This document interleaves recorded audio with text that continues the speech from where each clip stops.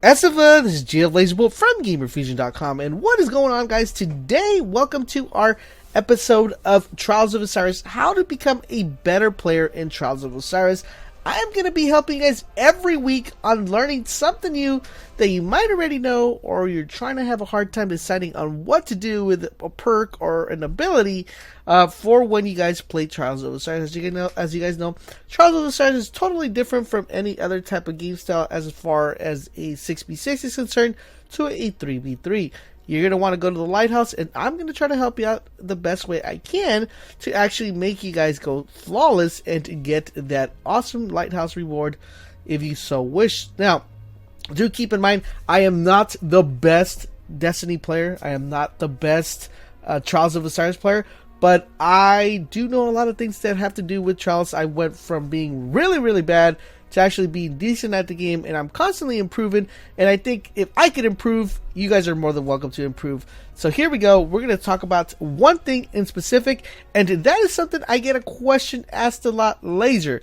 I have gauntlets. I have a bunch of gauntlets for my hunter, my warlock, my titan, and I don't know which one to pick. Which gauntlet should I pick? Should I pick the gauntlets that have increased grenade throw distance, or should I pick the gauntlets that have increased melee attack? So we're going to be trying to figure out which is better, increased melee attack speed or increased grenade throw distance. Now, let me go ahead and read you guys what increased melee attack does. So that's called Snap Discharge, and this one will give you the ability to actually melee a lot quicker. A lot of people think that what this does, it affects the cooldown of your melee attack pretty much, and it doesn't do that. What it does, it's, for example, if you punch someone, or you whiff and you punch nothing at all, what that's going to do, it's going to give you the ability to actually get that punch back a lot quicker. So in other words, if I hit something, I should be able to hit something again a lot quicker than it would take me to actually hit something. I hope that makes sense. So for example, let's say in normal, you hit something, it takes about, I would say, 4 seconds to 5 seconds to hit someone again. With the increased one, you can actually hit someone, and it takes 1 second to 2 seconds to actually be able to hit someone again. I mean, it's not a big difference, but when you're in a melee battle, or if you're running your warlock, you self-res, and you're trying to melee people left and right, it does help out a lot with the melee. So that's what that does. Now, the increased grenade throw distance, that was pretty much self-explanatory.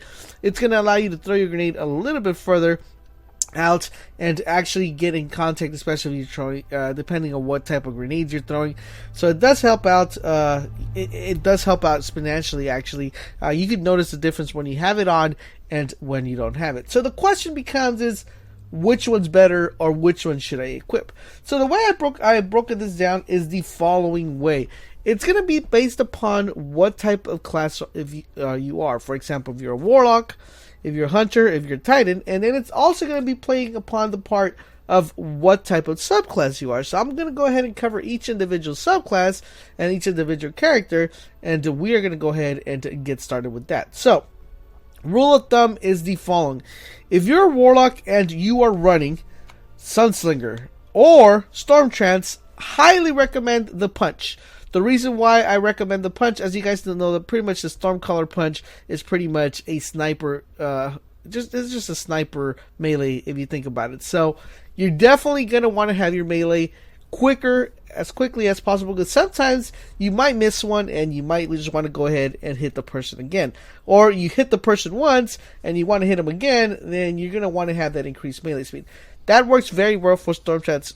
For Sunslinger, it also works very effectively in the sense of you being able to get your melee out across. Now, if you are a Voidwalker, that's when it becomes a little bit difficult, because both of them are very, very effective, especially depending upon the grenade you run. So usually Voidwalkers will tend to go with either scatter grenades or with bolts, so action bolt grenades. So scatter grenades, definitely I would increase the grenade throw distance if that's what you're running. If you're running nothing manacles and you want to have this one, then I would highly recommend you guys go ahead, pick up your scatter grenades, because you're going to be able to get 2 nades. So using your grenades effectively is going to be very key. If you're running action bolts and you only have one ability to actually throw one grenade at a time, then I would definitely go ahead and still use the, I would go with the melee one. The reason is because you only have one grenade, and usually the punch you're going to be using is going to be pretty much either when you shotgun melee someone, or when you pretty much have almost someone really dead. So that's what I would go if I'm running that subclass. Now, if I'm running a hunter, and I'm running, if I'm running a hunter, and I'm running, let's see, we have Gunslinger, we have Night Stalker, and we have Blade.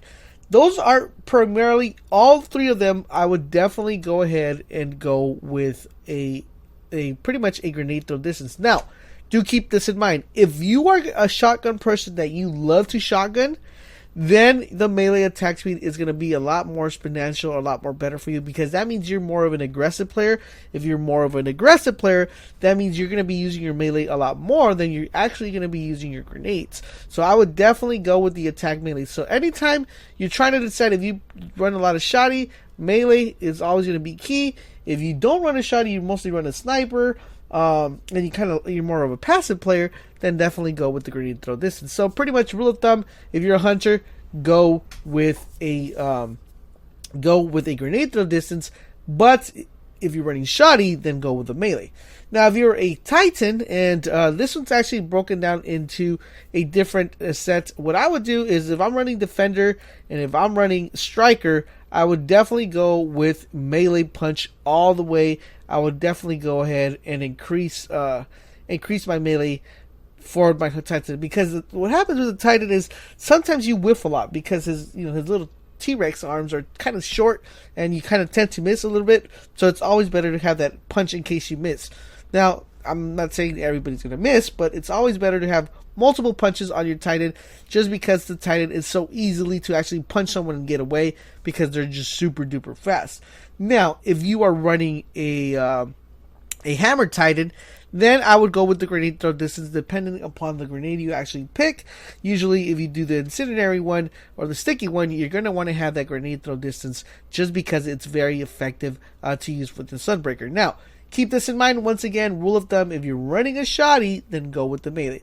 So I hope this helps clarify and helps you decide which gauntlets to pick for trials and which one works more effectively. And if it did, make sure you guys leave a comment and a like. Don't forget to share it with your friends, and I will continue the series every week. I hope you guys enjoy the video, and see you guys on the road to Trials of Osiris. Don't forget, guys, for all things Destiny, head over to GamerFusion.com, where we empower your gaming.